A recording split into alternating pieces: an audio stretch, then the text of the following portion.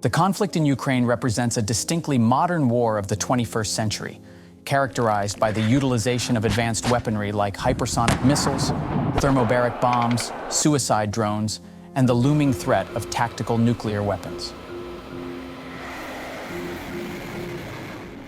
Despite these technological advancements, one tool has retained its significance, just as it did during the Western Front battles of 1916, the spade.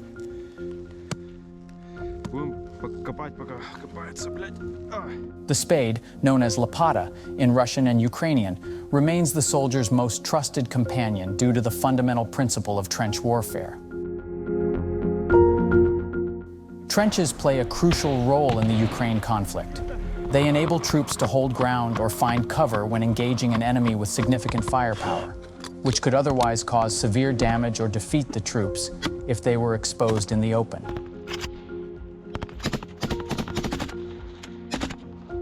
In the past few weeks, as Russia deployed new military units to the region, relocating reinforcements from the Kherson region, the conflict in the Bakhmut sector has evolved into trench warfare reminiscent of the battles in the First World War. Presently, it is observed in Ukraine that this trench network extends for nearly 500 miles from Switzerland to the sea. These trench systems stretch even further across the vast landscape, contributing to a state of deadlock in the conflict. Images have surfaced depicting Ukrainian soldiers within waterlogged and muddied trenches, while the battlegrounds were marked by the remains of trees cut down by intense artillery barrages. The Russian forces, in preparation for a potential Ukrainian counteroffensive, have also constructed extensive new trench networks, fortified with minefields in areas along the front line that they consider vulnerable. On the opposite side of no man's land, the Ukrainian forces have been strengthening their defensive positions by excavating trenches just behind the front line. In brief, while the front line extends for more than 600 miles, both opposing forces have constructed an extensive network of trenches spanning thousands of miles. These trenches are arranged in successive layers, ensuring that if one network is compromised, soldiers can retreat to safer positions. In addition to the smaller-scale assaults, Russia has been engaged in ongoing attempts for weeks to breach the Ukrainian lines through more comprehensive attacks involving armored columns. According to the New York Times, reconnaissance units from the Ukrainian 79th Brigade detected the movement of Russian tanks and armored vehicles in close proximity in the specific area near the ruined town of Marinka in the Donetsk region. In the midst of the muddy and swampy terrain where frozen patches of ground yield to thick, sludgy clay, Russian helicopters frequently conduct strafing runs over Ukrainian trenches.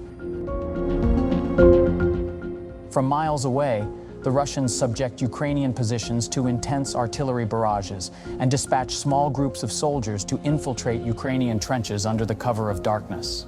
High above, formidable drones perform surveillance, while smaller off-the-shelf quadcopters release makeshift explosives into the trenches.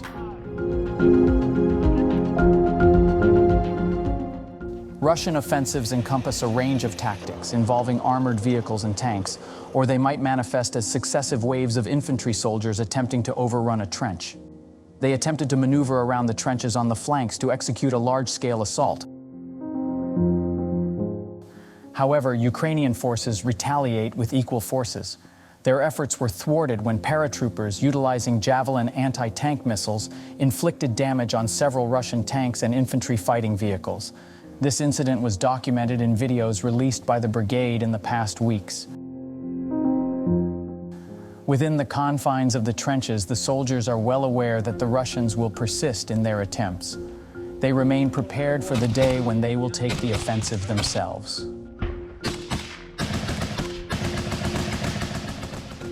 The construction of trenches is seen as one of the most challenging tasks in this conflict and is regarded as a scientific endeavor, with much depending on the approach taken. A correctly built trench should follow a zigzag pattern and adhere to the required distance specifications. Even small trenches as deep as a hand are constructed carefully. копать, пока копается, блядь. The choice of digging in dry sand is preferred over hard ground or mud, as it offers better conditions and protection away from direct enemy fire. In cases where the ground is too hard or mechanical diggers are unavailable, soldiers resort to using explosives to soften it up. However, they always complete the job using shovels. The success of an assault in trench warfare largely depends on two crucial points. First, thorough preparation before entering a trench or any position, involving the extensive use of artillery, mortars, and sometimes aviation to demoralize the opponents in the trenches through sheer firepower. Secondly, extensive analysis is conducted on enemy trenches, carefully examining their layout, the precise location of dugouts, potential escape routes, and other crucial details. This requires specialized sabotage groups strategically targeting command and observation points, aiming to break off communication between enemy units. This process is a genuine science, and each assault operation is meticulously planned and executed. Combat within the trenches is also highly challenging, and the advantage often goes to the side with a greater supply of grenades. However, a properly designed trench with a zigzag pattern minimizes the explosive impact of a grenade. Yet, due to their narrow width, movement along the trench can be intricate.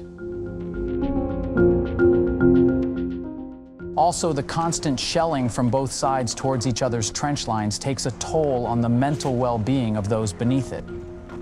For instance, the suddenness of tank fire makes it particularly dangerous since the sound of the shot is not heard before the shell arrives.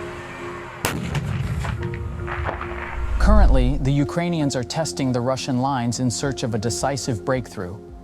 They are realizing that it is easier to defend a trench line than to attack it, which explains why the simple spade continues to be highly regarded and sung about by the Ukrainian soldiers. In this war, the shovel has become the soldier's most valued companion and an indispensable survival tool, instilling them with confidence that they have a fighting chance. They are amazed at how much they have come to love this humble implement, which has proven to be their best means of survival. That's all. Thanks for watching.